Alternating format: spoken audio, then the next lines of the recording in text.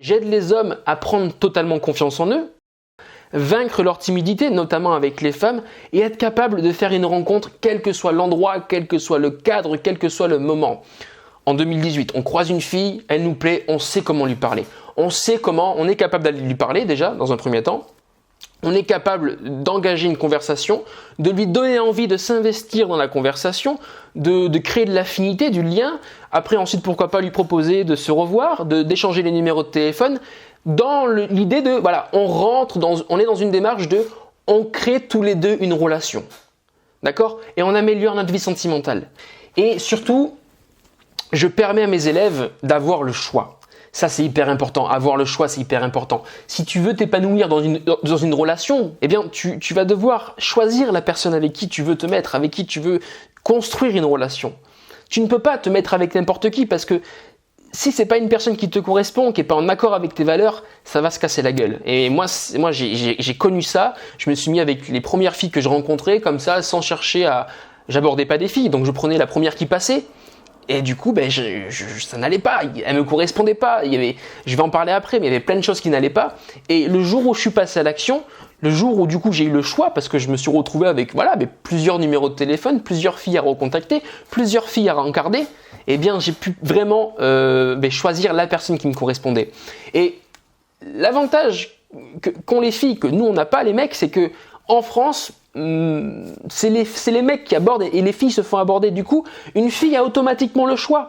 Si elle se fait aborder, imaginons, je sais pas, 3 fois par semaine, eh bien, elle a 3 nouveaux gars qui viennent lui parler dans la semaine. Du coup, elle a 3 fois plus de choix que nous, parce que si nous on passe pas l'action, il nous arrive rien, quoi.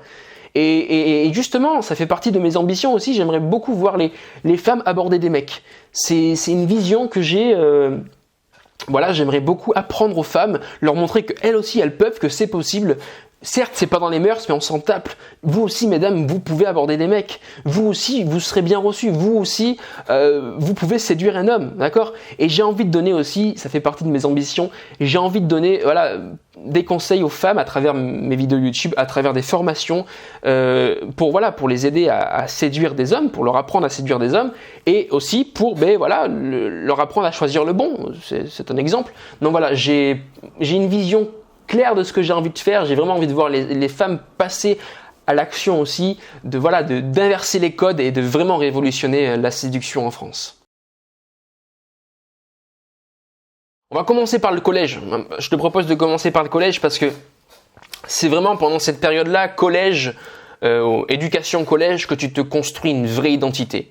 Parce que, en fonction de tes fréquentations, en fonction de tes amis, est-ce que tu es mis en valeur, est-ce que tu es dévalorisé, est-ce que tu es bizuté aussi ? Moi, je sais que j'ai été bizuté. Eh bien, tout ça, en vérité, ça va te construire une identité, ça te construit une personnalité. Tu vas réagir différemment selon les situations. Et je pense que après le collège, et parfois même après le lycée pour certains, 2 chemins s'offrent à toi.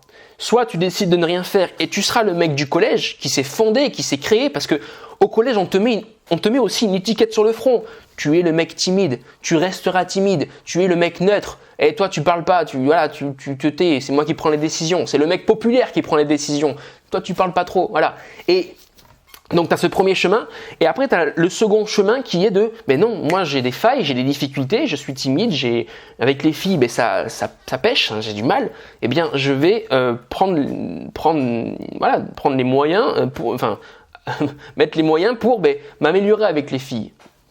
Et moi, c'est ce que j'ai fait en fait. C'est que, tu vois, j'ai commencé au collège. Je me souviens, chaque rentrée scolaire, j'essayais de montrer une nouvelle image de moi. J'essayais de montrer un nouvel état d'esprit de moi. Je me souviens, j'arrivais avec un nouveau look, je m'habillais mieux, etc. Avec des nouvelles chaussures, etc. Mais ça marchait pas parce qu'à chaque fois, on me mettait l'étiquette sur le front de « tu resteras le mec timide ». Et c'est très dur de prendre ce second chemin parce que cette identité-là, cette personnalité-là, ce que les gens pensent de toi, ce que toi tu es devenu durant cette période d'éducation-collège, ça s'est ancré. Et donc ça demande beaucoup d'efforts, beaucoup de travail sur soi pour faire surface. Et donc au collège, j'étais pas le mec populaire, j'étais pas le mec, vous l'avez compris, j'étais pas le mec qui parlait beaucoup, j'étais quelqu'un de plutôt neutre, plutôt timide, pas beaucoup d'amis. Même certains potes avec qui j'essayais de traîner me mettaient un petit peu de côté, c'était assez gênant pour moi. Mais c'est là que j'ai rencontré mon meilleur pote grâce aux jeux vidéo. J'étais quelqu'un qui jouait beaucoup aux jeux vidéo. C'est là que j'ai rencontré certains potes avec qui je m'amusais bien. Je pense à eux là, ils sont super cool. C'est là que j'ai rencontré aussi quelques filles au collège. Alors troisième, quatrième, j'ai eu des amourettes. Hein. J'ai retrouvé des mots d'amour dans mes cahiers. J'ai retrouvé mes anciens cahiers que je garde parce que c'est marrant. T'as des petits cœurs sur la page de couverture. Il y a des petits mots, des cœurs, tu sais, les cœurs avec le signe inférieur étroit là. Enfin, voilà, c'était marrant. Et puis j'ai eu quelques amourettes. Je me souviens, je prenais le téléphone de ma mère pour rencarder mes copines dans un parc à côté du collège. Parfois même, je me souviens, j'avais séché un cours pour aller voir une nana. Donc voilà, j'avais quand même quelques amourettes. Ensuite est arrivée la seconde où là, ça a été plus compliqué pour moi au début. De ma seconde jusqu'à fin première, il s'est rien passé pour moi. Pas de copine, rien. Heureusement, j'avais des amis. Hein. Là, je parle de vrais amis. D'ailleurs, je préférais m'entourer de filles que m'entourer de mecs parce que je trouvais les filles beaucoup plus sensibles, beaucoup plus à l'écoute, beaucoup plus sympathiques surtout que les mecs. Hein. Les mecs, parfois, ils étaient un petit peu stupides, un petit peu. C'était celui qui faisait la plus grosse connerie qui était le meilleur, quoi. Et ils se chambraient entre eux. Moi, ça me plaisait pas trop. Alors que les filles, c'était un peu plus réfléchi. Et puis, mes amis filles, je les trouvais, je sais pas. Peut-être que c'est aussi parce que j'ai grandi avec 2 sœurs, donc je sais pas. En tout cas, pas de copine, d'accord. Et sentimentalement 0, quoi, vraiment. Et alors qu'à côté, mes potes, eux, avaient du succès avec les filles. Le peu de mecs que je fréquentais avaient des copines. Ils sortaient avec des filles. Et aujourd'hui, avec le recul, je pense savoir pourquoi chez moi ça ne fonctionnait pas et chez eux ça fonctionnait. En fait, c'est que déjà, il faut savoir que durant cette période, j'étais quelqu'un d'un peu costaud, un peu dodu et j'ai fait beaucoup de sport. Du coup, je faisais attention à mon paraître, attention à mon physique. On n'arrêtait pas de me dire t'es mignon, t'es beau gosse, c'est un musclé, regarde-moi ses pecs. Regarde, il a des beaux yeux bleus, il est photogénique. Hein, on me complimentait des fois comme ça, même les filles des fois me le disaient. Et du coup, dans ma tête, ça peut en choquer certains ça, mais dans ma tête, il fallait être beau pour séduire. Dans ma tête, tout passait par l'apparence. C'était hyper important. Du coup, ce que je faisais, c'est que je passais mon temps à regarder les filles et essayer de créer quelque chose, de me mettre en valeur. Donc, je faisais attention tous les jours à bien m'habiller, à bien me coiffer. Voilà, j'avais les cheveux longs à l'époque. Je faisais attention à mon physique, je faisais du sport pour plaire aux filles, mais ça marchait pas. J'avais une séduction passive, tandis que mes potes avaient une séduction active. Ils allaient voir les filles, ils passaient à l'action, ils osaient flirter. Ils avaient confiance en eux, pas moi. Et il est là le problème en fait, c'est que j'étais passif. Je faisais confiance à mon physique, à mon apparence, parce qu'on n'arrêtait pas de me dire t'es mignon, t'es beau gosse. Mon grand-père qui m'a appris certaines choses n'arrêtait pas de me dire comment ça se passe avec les filles, hein? T'as une copine, raconte-moi, t'as une copine? Et non, j'avais pas de copine. Et on me disait t'es mignon, etc. Et moi je me disais mais pourquoi ça marche pas du coup? Pourquoi ça marche pas? Je suis mignon mais ça marche pas. Et en fait, c'est pas ça qui compte. C'est pas le physique qui compte. Et ça, je l'ai compris bien plus tard. C'est pas le physique qui compte. Ce qui compte, c'est est-ce que tu as confiance en toi. Ça, c'est la qualité la plus belle que tu puisses montrer lorsque tu fais une rencontre. La confiance en soi. Et mes potes avaient confiance en eux. Ils osaient faire des blagues. Ils ne changeaient pas pour autant lorsqu'ils étaient en présence d'une fille. Ils faisaient leurs blagues. Quitte à se planter, ils faisaient leurs blagues. Et donc du coup, j'ai commencé un petit peu à les imiter, à être avec eux, à sortir avec eux. J'ai rencontré des filles, on sortait notamment dans des appartements, avec des soirées entre amis. Eux, ils invitaient leurs copines, moi j'invitais mes amis. Et puis entre nous, on sortait. Et puis c'est là que j'ai commencé à m'améliorer avec les femmes. C'est là que j'ai commencé à être plus à l'aise aussi avec les filles. J'osais flirter, j'osais faire des blagues, j'osais faire le con. Et ça marchait beaucoup mieux pour moi. Et d'ailleurs, c'est là que j'ai rencontré ma première copine en fin première, quoi. Alors, je suis pas devenu coach du jour au lendemain. Ça, il faut bien le comprendre. C'est-à-dire que ça s'est fait étape par étape. D'abord, je suis passé à l'action. J'ai commencé à faire une première rencontre dans la vie de tous les jours. Ensuite, plus ça allait, plus je me rendais compte que ça fonctionnait pour moi. J'arrivais à revoir des filles, à les rencarder, à créer une relation avec elles. Je suis sorti vraiment de mon célibat pour le coup. Et en fait, après ça, j'ai acquis une expérience parce que ce qu'il faut savoir, c'est que à cette époque-là, je travaillais chez Suez, une entreprise de distribution d'eau et de traitement des eaux usées. Donc je travaillais, j'étais contrôleur d'assainissement et tous les soirs, au lieu de rentrer chez moi et de me poser dans le canapé, tu vois, tranquillement, me reposer de ma journée, tous les soirs, je partais me garer sur un parking et je me changeais sur ce parking pour aller rencontrer des filles le soir vers la fin de la journée. Vraiment. Donc le matin, en partant au boulot, je partais avec un sac de rechange et je me changeais le soir sur un parking à côté du tram pour partir en centre-ville rencontrer des filles. Je me lavais les dents des fois devant le rétro, je me coiffais. Enfin vraiment, j'étais fou. Et donc voilà, j'ai acquis une expérience. Tous les soirs, j'étais sur ce parking en train de me changer. Le week-end, pareil, je sortais le soir. Et en fait, suite à ça, même avant, quand j'étais en BTS, je vais vous raconter, en BTS, tous les week-ends, quand je rentrais en week-end, je sortais en soirée pour rencontrer des filles. Et donc, ce qui s'est passé suite à ça, c'est que j'ai commencé à conseiller mes amis. Et c'est comme ça que j'ai pu devenir coach. C'est qu'en soirée, quand on partait en soirée avec mes potes, moi je faisais des rencontres naturellement, j'allais voir des filles, j'abordais des filles. Mes potes me disaient, mais mec, tu leur as dit quoi? Qu'est-ce qui s'est passé? T'as pris son numéro de téléphone? Raconte-nous comment ça s'est passé. Et donc j'ai commencé à les aider, j'ai commencé à les conseiller. Et comme mon métier me plaisait pas du tout, ça me saoulait ce que je faisais, ça me gonflait ce que je faisais. Je faisais des contrôles d'assainissement. En gros, pour faire très simple, et des fois je leur raconte peut-être des filles et ça leur fait rire, ce que je faisais, c'est que je versais du colorant dans des chiottes, je tirais la chasse d'eau et j'allais vérifier dehors si le colorant arrivait bien au réseau d'eau. Donc je contrôlais si tout le fonctionnement d'eau était aux normes, quoi. Et donc vraiment, ça me saoulait et j'en parlais à mon pote. Et mon pote m'a dit, mais mec, pourquoi tu aiderais pas les hommes à faire des rencontres? Pourquoi tu leur apprendrais pas à séduire? Et je me suis dit, ah ouais, pourquoi pas, quoi. Et là, ça a fait tilt tout de suite. Et d'ailleurs, on s'est eu il y a 5 jours au téléphone parce que je l'ai appelé pour me remémorer tout ça parce que ça remonte il y a quelques temps maintenant. Et il m'a dit, mais mec, je me souviens, t'es arrivé une semaine après chez moi, t'étais à fond, t'avais trouvé le nom de la société et tout. Et voilà, donc ça s'est fait comme ça en fait, tu vois, étape par étape. Et donc, avant de passer à l'action, parce que c'est ça le plus intéressant, c'est comment je suis passé à l'action, qu'est-ce qui m'a donné envie de passer à l'action. Et en fait, ce qui s'est passé pour moi, c'est que il y a eu une rupture, la rupture avec la fille que j'ai rencontrée au lycée. Suite à cette rupture, en fait, suite à cette rupture, je me suis dit, ok, plus jamais ça. Plus jamais tu vis une relation comme ça. Alors, pour que vous puissiez comprendre le fond de ma pensée, cette fille-là, elle m'a trompé, elle était toxique, un peu volatile et pas affective du tout. Bref, pas du tout le fille qu'il me fallait. Et à partir du moment où j'ai mis fin à la relation, j'ai su qu'il existait des filles qui n'étaient absolument pas faites pour moi et qui ne seront jamais faites pour moi et que probablement il existait des filles qui étaient faites pour moi. Et ça, en fait, c'est la vérité, c'est pareil pour tout le monde. Il y a des filles qui ne seront pas faites pour vous et qui ne seront jamais faites pour vous. Et à contrario, il existe des filles qui sont faites pour vous. Et c'est pareil pour vous, mesdames. Il y a des femmes, des mecs qui ne seront pas faits pour vous, ou des femmes, peu importe, chacun fait ce qu'il veut. Il y a des femmes et des hommes qui ne sont pas faits pour vous, qui ne seront jamais faits pour vous. Et à contrario, il y a des hommes et des femmes qui sont faits pour vous, avec qui vous pouvez construire une relation durable, avec qui vous allez pouvoir vous engager. C'est hyper important. Faut bien comprendre qu'on n'est pas tous faits l'un pour l'autre.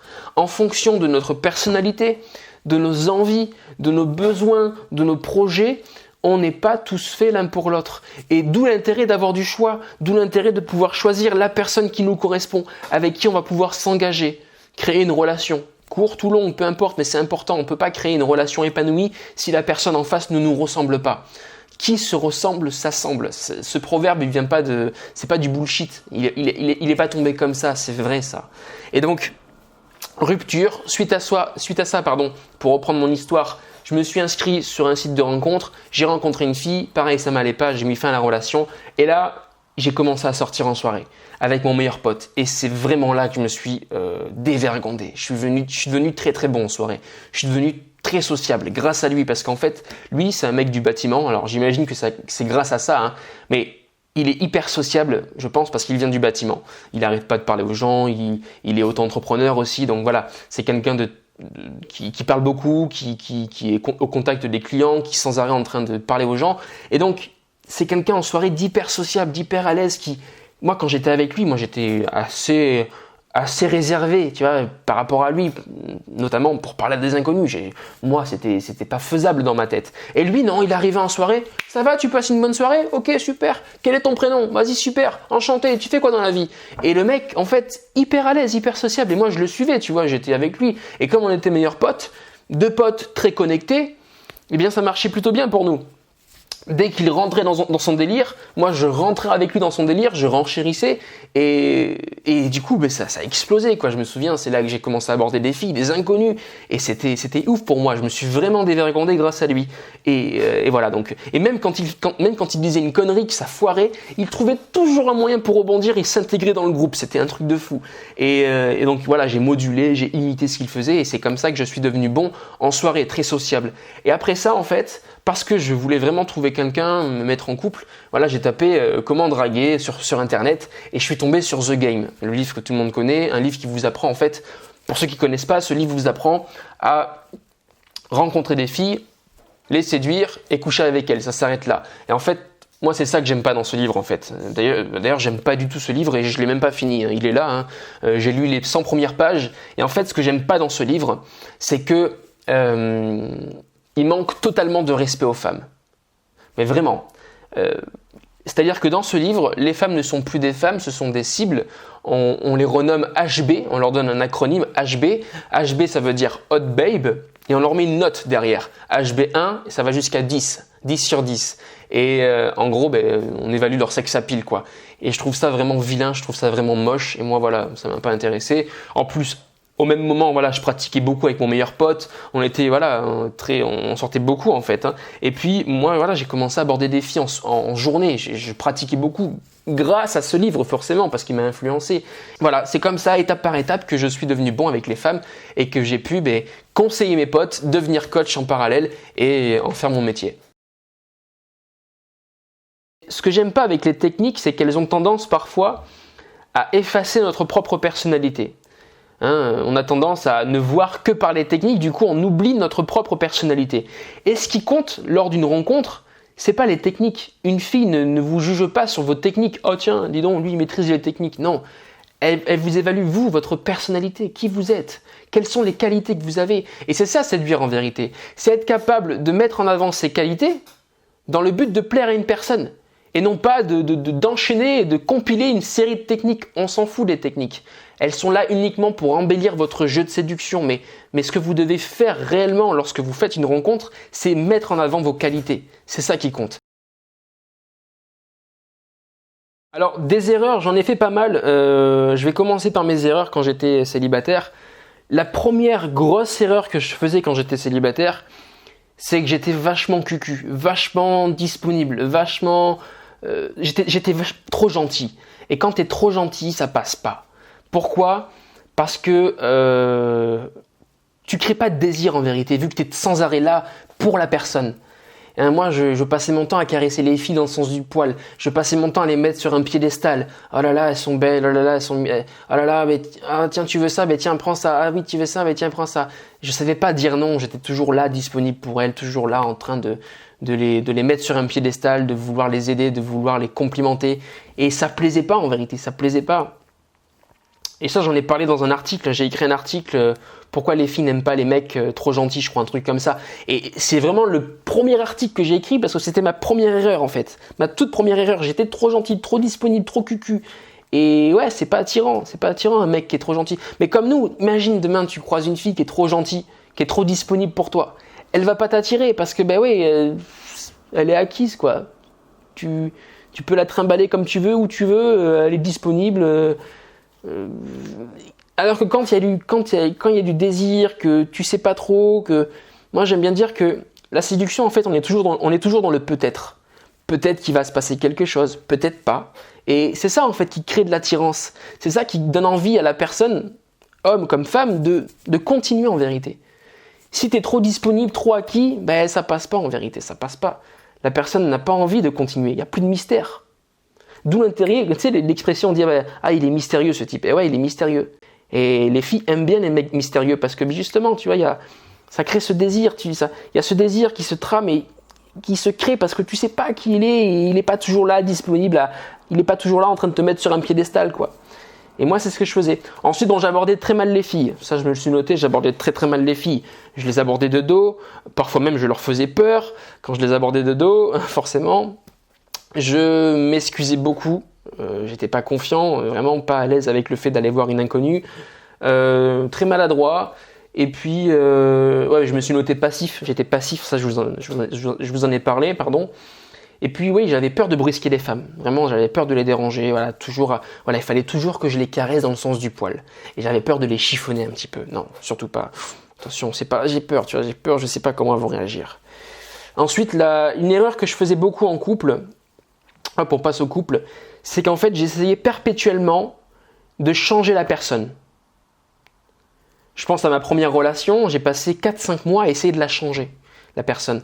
Voilà, elle m'avait trompé, ou du moins elle était moins disponible, je sais pas encore si elle m'avait trompé, bref, elle n'était pas affective et moi je voulais qu'elle soit affective, je voulais qu'elle fasse ci, qu'elle fasse ça, qu'elle fasse ci, et en fait, elle n'était pas comme ça. Et une personne, tu la changes pas. Et déjà, parce que en plus de ça, si tu essaies de la changer, elle va t'en vouloir parce que tu l'as choisi cette personne, tu l'as choisie, tu as décidé de te mettre en couple avec elle. Pourquoi maintenant tu veux la changer? Et moi, je passais mon temps à vouloir la changer.